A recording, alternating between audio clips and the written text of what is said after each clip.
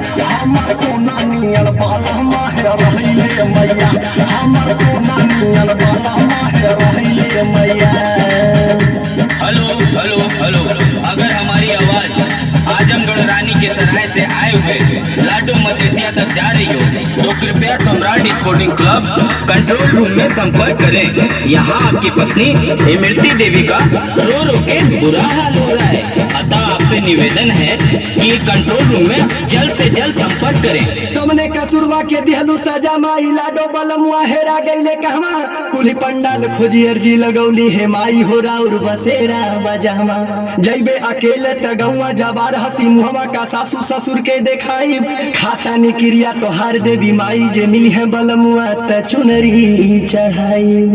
देवी मैया के दुहाई गईले बलमा मोर भेटाई, तरौरी की रपा से बलमा मोर भेटाइले मैया, रौरी की रपा से बलमा मोर भेटाइले मैया, भेटाइले मैया हो भेटाइले मैया, भेटाइले मैया हो भेटाइले मैया, रौरी की रपा से बलमा मोर भेटाइले मैया, रौरी की रपा से बलमा मोर भेटाइले मैया, रौरी की रपा से बलमा मोर भेटाइले मैया, रौरी की रपा से बलमा मोर भेटाइले मैया।